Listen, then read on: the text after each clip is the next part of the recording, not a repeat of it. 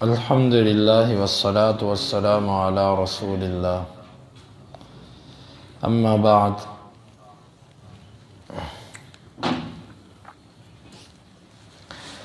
لَتُسْأَلُنَّ يَوْمَئِذٍ عَنِ النَّعِيمِ، البتہ اس دن ضرور بھی ضرور تم اللہ کی نعمتوں کے بارے میں سوال کیے جاؤ گے کہ اللہ کی نعمت تمہارے پاس تھی، تم نے اس کو کس طرح استعمال کیا، اس سے فائدہ اٹھایا کہ نہیں اٹھایا، اگر اٹھایا تو کس طرح کا فائدہ تم نے اس سے لیا۔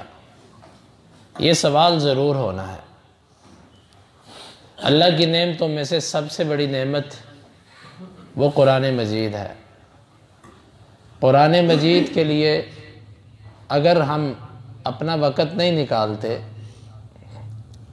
تو ایک دفعہ سوال ضرور ہوگا، کیونکہ ہم میں سے کسی بھی بندے کی جو دوڑ ہے اللہ تعالیٰ نے جو اس کے لیے لازم کی ہے وہ اس حد تک کہ وہ کھانے کے لیے کچھ انتظام کر سکے، لیکن ہم میں سے سب کی دوڑ تقریباً کثرت کی ہے۔ ایک دن کا کھانا، 2 دن کا کھانا، 1 ماہ کا کھانا، یہ تو ہمارے لیے مشکل نہیں ہے، یہ تو ہمارے پاس موجود ہے، لیکن ہماری دوڑ ہے جمع کرنے کی، وہ میں ہوں کہ آپ ہیں۔ لیکن اگر قرآن مجید کو ہم ترک کر دیتے ہیں، قرآن فہمی کی طرف توجہ ہماری نہیں جاتی، قرآن کو صحیح سیکھنے کی طرف توجہ نہیں جاتی، تو اس پر اللہ رب العالمین کے ہاں جواب دہی ضرور ہے۔ ایک ایسی جگہ ہے کہ جہاں پر آپ کے پاس کوئی ایسا معلم نہیں جو آپ کو تعلیم دے سکے، اور آپ مجبور ہیں کہ آپ دور سفر کر کے نہیں جا سکتے، مجبوری سمجھ آتی ہے کہ وہاں پر قریبی سکھانے والا کوئی نہیں، اور بندہ اپنے بچوں کی روزی کے لیے فکر مند رہتا ہے، وہ دور سفر نہیں کر سکتا، سمجھ آتا ہے۔ یا ایک بندہ ایسا ملازم ہے بیچارہ کہ اس کی ڈیوٹی کا حصہ ہے کہ وہ اس کی مجبوری ہے، ڈیوٹی کی وجہ سے وہ ایسی کلاسوں میں شرکت نہیں کر سکتا، وہ بھی ملازم ہے، مجبوری سمجھ آتی ہے۔ لیکن ایک بندہ ہے کہ اس کو اللہ تعالیٰ نے ایسی ذمہ داریوں سے فارغ رکھا ہوا ہے، کوئی ڈیوٹی اور ملازمت اس کے ذمہ نہیں ہے، فارغ ہے۔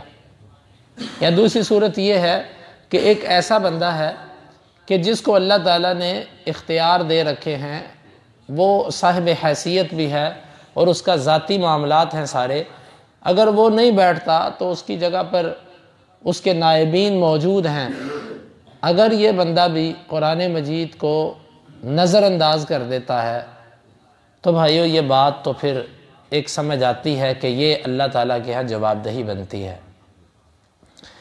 دیکھیں، قرآن مجید کی مجلس میں بیٹھنا، قرآن مجید کو سیکھنا، اس کو سمجھنے کی کوشش کرنا، یہ ہمارے سب سے پہلے اپنے لیے ہے۔ اس لیے قرآن مجید نہیں سیکھنا کہ میں عالم بن کے آگے تبلیغ کروں، سب سے پہلے قرآن مجید اس لیے سیکھنا ہے کہ مجھے قرآن سے فائدہ حاصل ہو، مجھے سمجھ آئے کہ اللہ تعالیٰ قرآن میں کہتا کیا ہے۔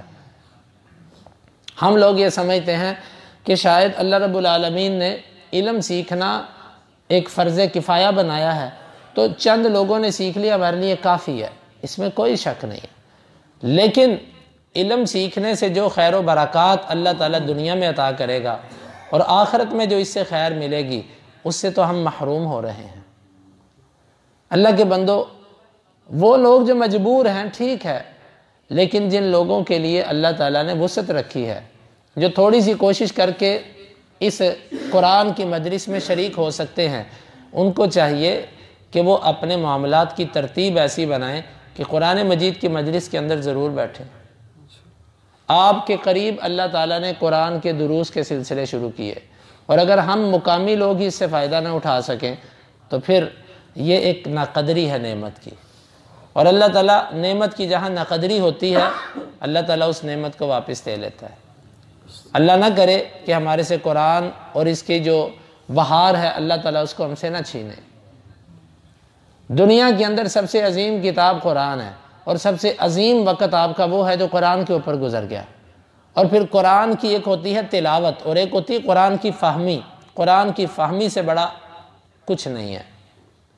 ایک بندہ تلاوت کرتا ہے، کئی پاروں کی تلاوت کرتا ہے، نفلی عبادت ہے جس کا فائدہ اس کی ذات کو ہے، لیکن ایک بندہ قرآن مجید کو سیکھتا ہے، سکھانے کی کوشش کرتا ہے، اس بندے کا فائدہ دوسرے لوگوں کو بھی ہے۔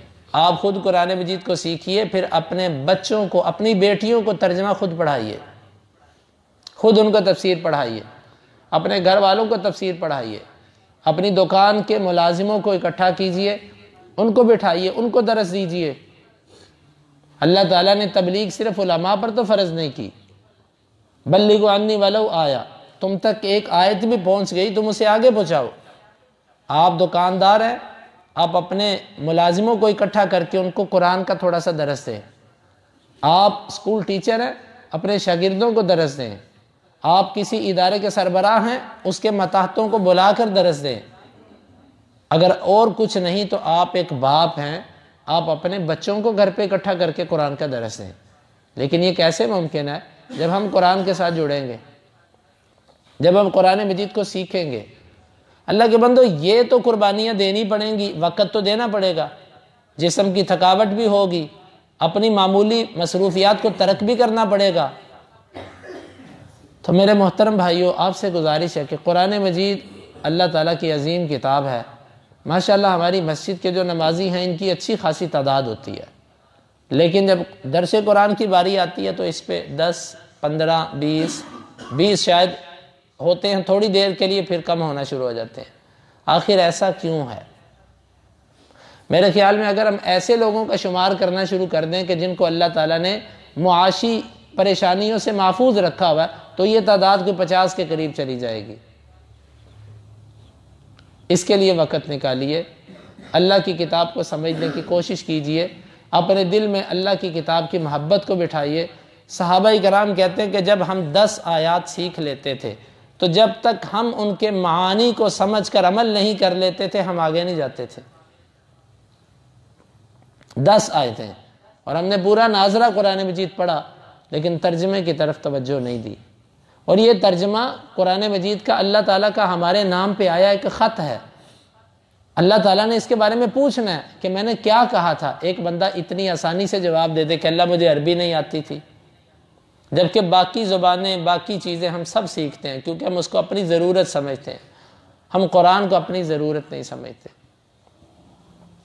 اللہ کے بندو، آؤ قرآن کی طرف، قرآن کو توجہ دیجئے۔ ہم میں سے ایک ایک بندہ بھی اپنے دل کو یہ کہے کہ میں ضرور اس میں شرکت کرتا ہوں۔ آپ بیٹھیے، بیٹھ کے نہیں سنا جاتا، ٹیک لگائیے، ٹیک کے نہیں لگا کر نہیں سن سکتے، لیٹ جائیے، آپ چل پھر لیجئے، آپ اس مجلس کے اندر بیٹھیے ضرور۔ آپ کہتے ہیں کہ وقت زیادہ ہے، اللہ کے بندو ہماری زندگی کا واللہ اصل وقت وہی ہے جو قرآن کے ساتھ گزر گیا یا اس کی عبادت میں گزر گیا۔